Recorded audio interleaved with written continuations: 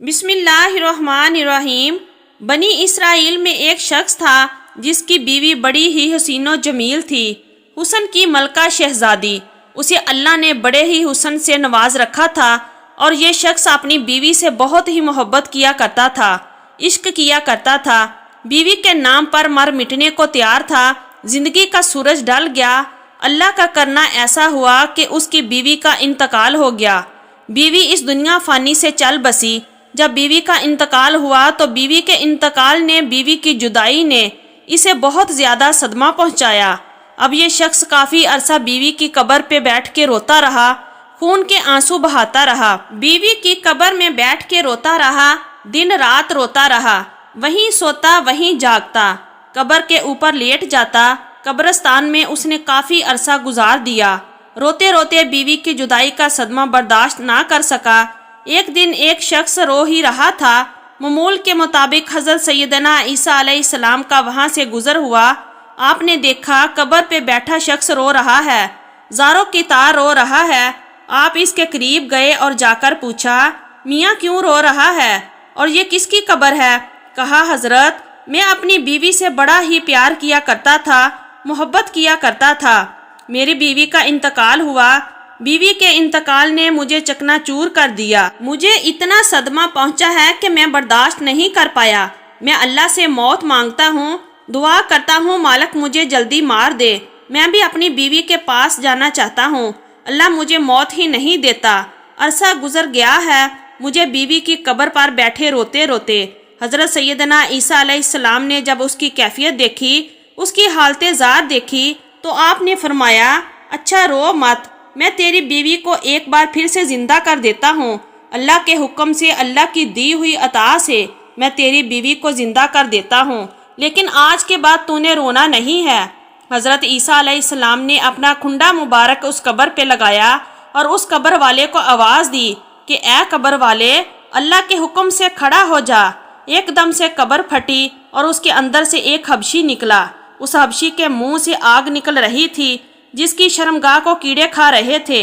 اس نے عیسیٰ علیہ السلام کو دیکھتے ہی ان کا کلمہ پڑھا اور پکار اٹھا، لا الہ الا اللہ عیسیٰ روح اللہ۔ وہ حبشی کلمہ پڑھتے ہوئے اٹھا تو حضرت عیسیٰ علیہ السلام نے اسے پوچھا کہ اے حبشی، یہ بتا تیرے منہ سے آگ کیوں نکل رہی ہے؟ کہنے لگا، اے حضرت، اسی زبان سے، اسی منہ سے میں لوگوں کو گالیاں دیا کرتا تھا، جس زبان سے لوگوں کو گالیاں دیا کرتا تھا اسی زبان کو آگ نے لپیٹا ہوا ہے، آگ کھا رہی ہے، اور جس شرمگاہ کو کیڑے کھا رہے ہیں اسی شرمگاہ سے میں زنا کیا کرتا تھا، لوگوں کی بیٹیوں کی عزتیں لوٹا کرتا تھا۔ وہ حبشی کلمہ پڑھتا پڑھتا اٹھا تو پہلے شخص نے کہا، حضرت یہ تو حبشی ہے، لہٰذا میری بیوی کی قبر یہ ساتھ والی ہے۔ حضرت عیسیٰ علیہ السلام نے فرمایا، اب اللہ کے حکم سے اپنی قبر میں چلا جا، اور وہ حبشی ایک بار پھر سے مر گیا، وہ اپنی قبر پہ چلا گیا۔ حضرت عیسیٰ علیہ السلام دوسری قبر پہ گئے، اپنی توجہ ڈالی، اپنا کھنڈا مبارک لگایا اور کہا، اللہ کے حکم سے کھڑی ہو جا۔ اب وہ قبر پھٹی اور ایک عورت اپنے بال جھاڑتے ہوئے اس قبر سے اٹھی۔ اس نے کلمہ نہیں پڑھا۔ حضرت عیسیٰ علیہ السلام کو دیکھ کر بھی کلمہ نہیں پڑھا۔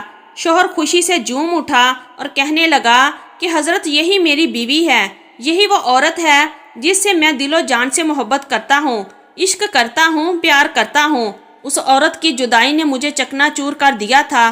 حضرت عیسیٰ علیہ السلام نے فرمایا، جا اپنی بیوی کو لے کر چلا جا۔ وہ شخص عرصے دراز کا روتا روتا تھکا ہوا تھا۔ عرصے دراز سے اس نے سکون سے نیند نہیں کی تھی۔ جب نیند کا غلبہ طاری ہوا اس کے اوپر تو اس نے اپنی بیوی سے کہا کہ کیوں نہ ہم راستے میں سو جاتے ہیں، تیری باہوں میں سر رکھ کے سو جاتا ہوں، ذرا سکون کر لیتا ہوں۔ اس نے کہا کہ ٹھیک ہے۔ اب وہ اپنی بیوی کی گود میں سر رکھ کے سو گیا۔ ادھر سے ایک شہزادہ گھوڑے پر سوار کہیں جا رہا تھا۔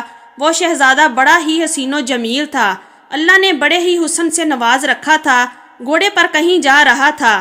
جب اس خوبصورت عورت کی نظر اس شہزادے پر پڑی اور یہ خوبصورت عورت اس شہزادے پر فرفتنہ ہو گئی، شہزادے نے اسے دیکھا اور اسے بھی یہ عورت پسند آ گئی۔ اس نے شہزادے کو دیکھا، دونوں نے اشارے اشارے میں بات کی۔ اب اس کی بیوی نے اس کا سر اٹھا کر نیچے رکھا اور خود اٹھ کر شہزادے کے پاس چلی گئی۔ کہا میری خواہش ہے کہ میں آپ کے ساتھ جانا چاہتی ہوں، میں آپ کے ساتھ رہنا چاہتی ہوں۔ اب اس شہزادے نے اسے اپنے گھوڑے پر بٹھایا اور اپنے گھر لے گیا۔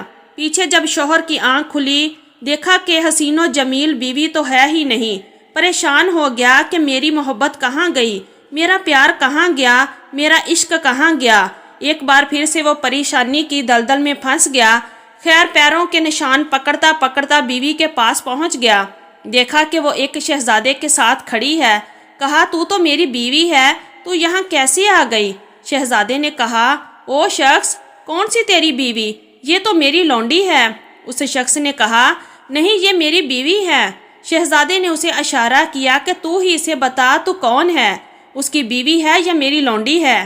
بیوی نے کہا میں تیری کون سی بیوی ہوں، میں تو اس کی لونڈی ہوں، میں تو تجھے جانتی تک نہیں ہوں۔ تینوں کا آپس میں تکرار چل ہی رہا تھا کہ ایک بار پھر سے عیسیٰ ابن مریم کا وہاں سے گزر ہوا۔